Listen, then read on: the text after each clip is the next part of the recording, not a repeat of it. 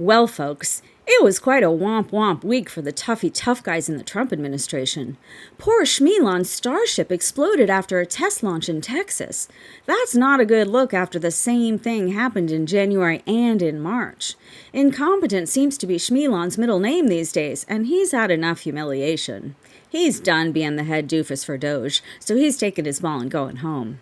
After promising $2 trillion in cuts in government fraud and abuse, Schmeelon's big fat chainsaw was only able to hack off about $130 billion, and even that's questionable.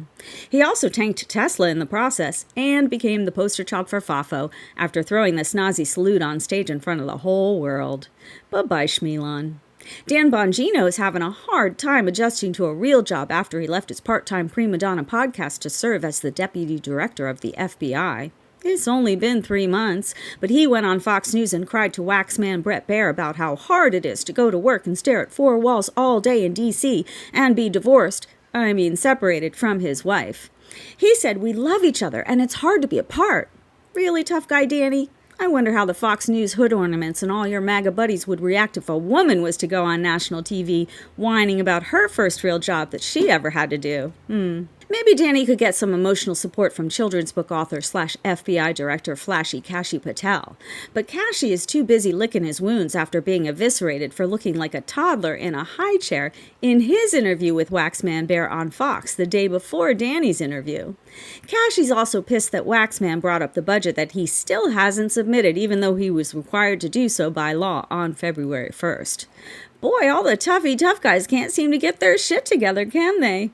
And of course, Orangina had another little hissy fit at a reporter who asked how he felt about his tariff strategy being called taco trade. Financial Times columnist Robert Armstrong came up with the acronym TACO, which stands for Trump Always Chickens Out. Well, of course the reporter was a woman, because a question like that could only come from a badass. And of course, Orangina called the question nasty. True to fuckwad form. The internet is having a field day with Taco Trump, and I am so here for it. This week, we also saw lots of videos of pathetic, portly, bicep-heavy Rambo wannabes who are living the dream chasing down Mexican mothers and their children. The ragtag grandmother's basement chic day-drinking deadbeats with big tough masks over their faces who captured folks showing up as directed for their immigration hearings were particularly impressive. Boy, I'll bet they get lots of dates. Word is they also ensnared a bunch of high school students.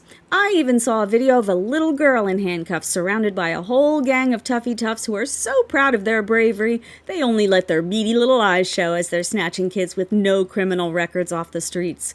The party of masculinity, huh, MAGA?